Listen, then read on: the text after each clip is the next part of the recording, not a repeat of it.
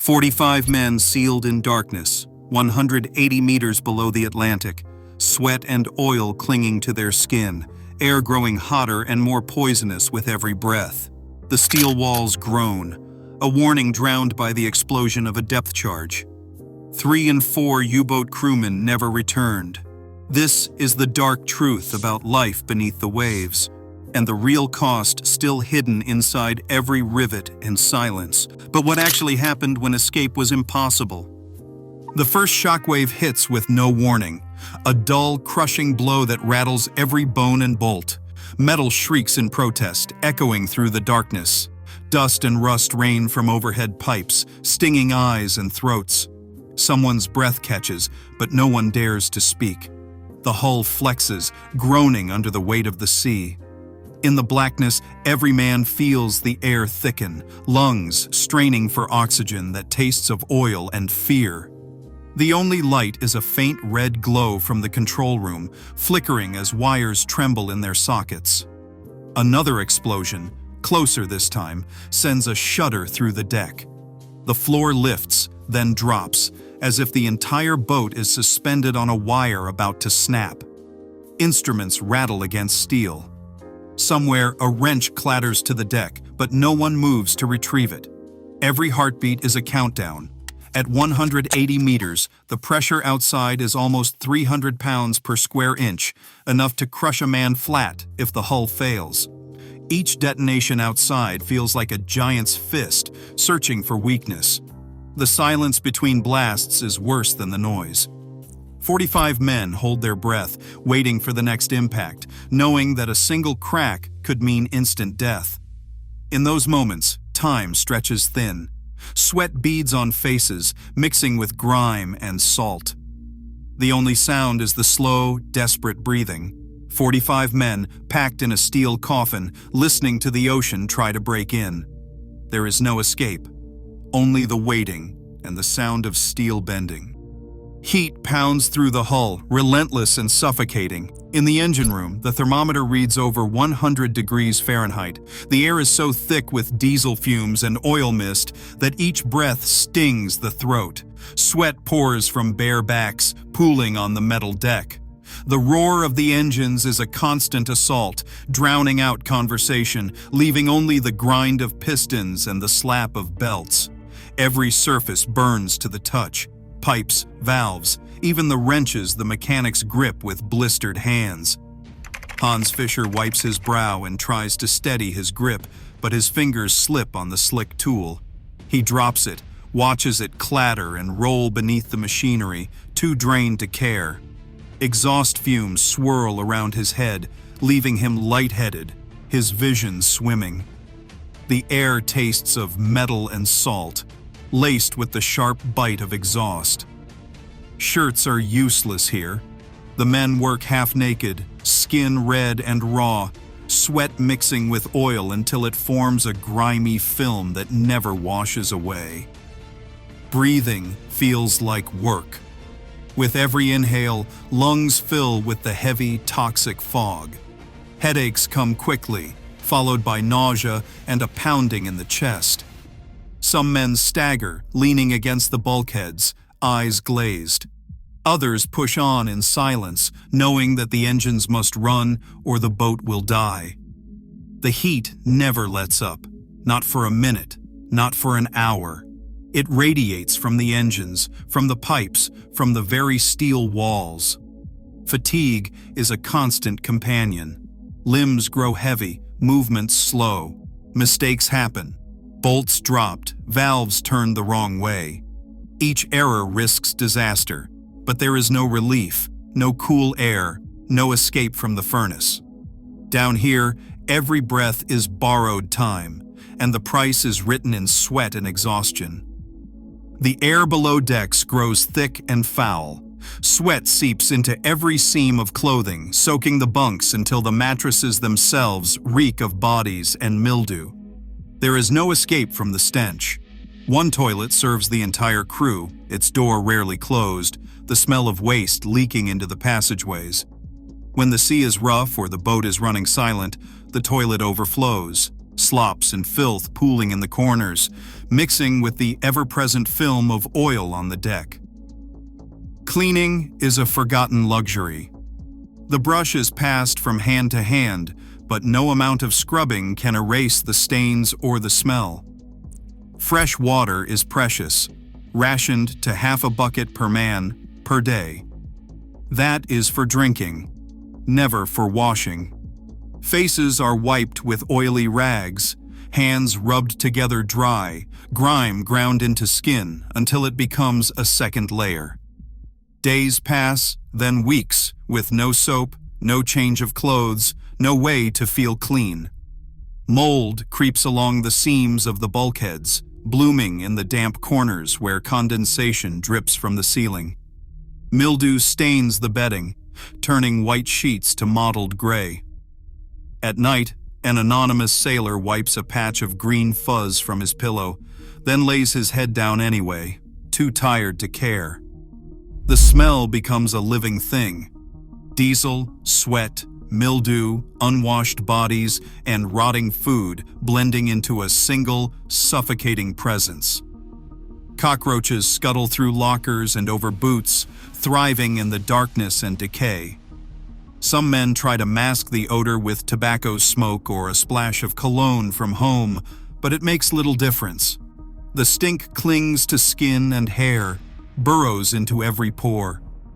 Even after surfacing, even after weeks on land, the smell lingers, a ghost of the boat that will not let go. For the men inside, every breath is a reminder. There is no clean air, no fresh start, only the relentless decay of life below the Atlantic. Bunks line the passageways, stacked 3 high, barely wider than a man's shoulders. There are never enough for everyone. On U-134, 45 men share just 16 beds. The system is simple and merciless. Hot bunking. As one sailor crawls out, another slides in, the mattress still damp with the last man's sweat. 3 men, 1 bunk, always in rotation, each man allotted a handful of hours before being shaken awake for his next watch. The air in the sleeping quarters is thicker than anywhere else, heavy with the smell of unwashed bodies and sour bedding.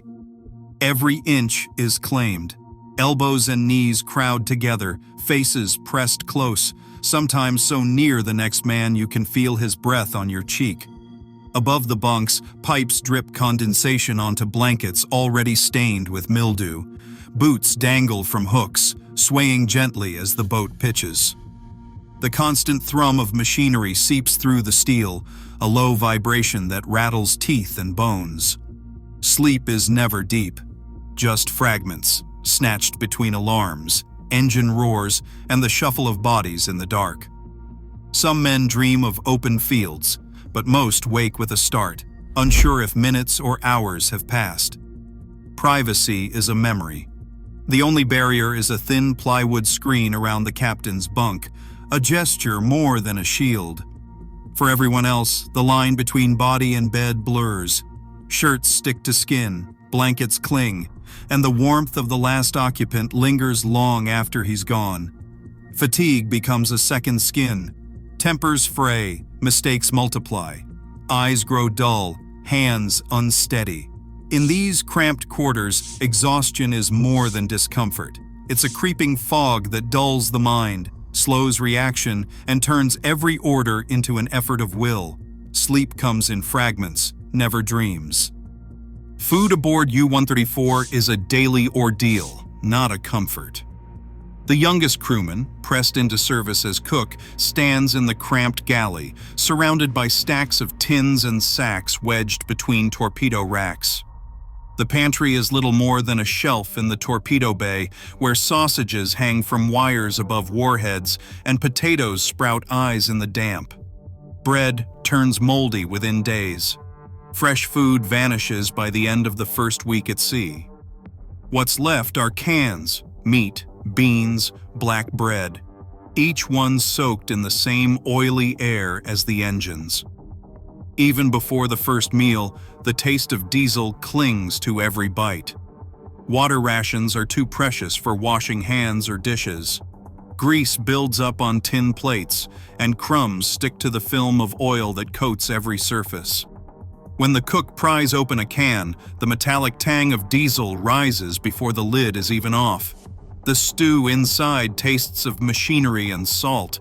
Some men gag, pushing food around their plates, but hunger eventually wins. Others force down mouthfuls and swallow hard, faces pale in the dim light. The air is thick with the stench of fuel and sweat, and every meal is a reminder of how far they are from home. The cook doles out rations with measured care, counting tins and weighing portions. He knows the fresh rations are long gone, and the canned goods must last for weeks. Sometimes a sausage falls to the deck, rolling beneath torpedo tubes. No one bothers to retrieve it. The thought of eating is enough to turn stomachs. Nausea is constant. The combination of diesel, mildew, and spoiled food saps strength from the men. Bodies grow weaker, hands tremble, and the thought of another meal brings no comfort. In these close quarters, even eating becomes a test of endurance, fuel for bodies that are already failing, long before the mind gives way. Air inside the hull thickens hour by hour, turning from stale discomfort to a silent, invisible threat. The quartermaster stands by the atmosphere board, pencil in hand, logging numbers with a steady hand that belies the rising tension. Every reading tells the same story: carbon dioxide creeping upward, oxygen falling. At first, no one notices. The first hour after sealing the hatches, the air feels heavy but survivable. By the 8th hour, a metallic taste coats each breath. Matches sputter out instead of lighting cigarettes. Heads begin to ache, a warning that carbon dioxide has reached 1.5%. The men rub their temples, eyes dull, but there is nowhere to go. Soda-lime scrubbers hum in the corners, chemical cartridges stacked like ammunition. Their job is to absorb as much carbon dioxide as possible, but the crew's own bodies work against them, exhaling poison with every breath. The quartermaster notes the time: 12 hours submerged. The air grows wetter, condensation dripping from pipes and bunks. Faces glisten with sweat, skin sticky and gray. As carbon dioxide climbs toward 2%, confusion sets in. Orders have to be repeated, voices slur. The battery compartment is especially bad. Here, the air feels thick enough to chew. Orders come down: conserve oxygen. Non-essential lights flick off. Men are told to lie still, to sleep if they can, to slow their breathing. Silence settles over the boat, broken only by the sound of labored breaths and the gentle clatter of the quartermaster's pencil. By the second day, the limit is close. At 2.5% carbon dioxide, the risk of blackout is real. Soda-lime canisters are swapped out, but the margin for survival is shrinking. Every hour is a countdown. The silence isn't peace, it's survival, measured in lungfuls of toxic air and the scratch of a pencil marking time. The order comes without warning. Klaxon blares, men scramble, boots thudding on metal, hands slamming hatches shut. The helmsman's knuckles whiten on the dive controls. Ballast vents roar as seawater floods in, dragging the bow down. Time shrinks to heartbeats. In the control room, someone shouts the depth. The nose pitches steeply, bodies lurch, loose tools and mugs crash to the deck. Every second is counted. 10, 15, 20. Gauges spin, red needles trembling as the hull plunges toward darkness. At 30 seconds, the deck is a steep ramp, gravity pressing crew into bulkheads. The pressure mounts with every meter. Outside, the ocean grows heavier, a silent fist squeezing the steel. Eyes flick from the depth gauge to the helmsman's hands, sweat running down faces. If the boat doesn't level out, the next stop is crush depth. Ballast choreography is everything. Too slow, and the destroyer's guns find you. Too fast, and the hull could buckle. The only choice is down, fast as physics allows, gambling everything on steel and reflexes. 40,000 men entered the U-boat arm. More than 30,000 never returned. The numbers are cold, but each one belonged to a son, a brother, a friend. Now just a name on a list, lost beneath the Atlantic. The odds were brutal from the start, but by late 1944, survival slipped beneath 20%. Patrols that once promised glory became one-way tickets. 783 U-boats vanished from the fleet, their hulls rusting in silence on the ocean floor. The scale of loss was staggering. 3 out of every 4 submariners killed, the highest fatality rate of any service in the German military. Allied radar, sonar, and hunter-killer groups turned the Atlantic into a graveyard of steel. Names scroll in the records: U-134, U-552, U-96, each one a story cut short. The U-boat war was not just a campaign of machines, but of men erased by the relentless math of industrial warfare. Silence followed many men home, a shadow that never lifted. In the years after the war, survivors found themselves haunted by memories they could not share. Some refused to speak of the darkness below, turning away from questions, their eyes fixed on a distant point no one else could see. Nightmares came often, corridors closing in, the taste of stale air, the echo of explosions in their bones. Crowded rooms became unbearable.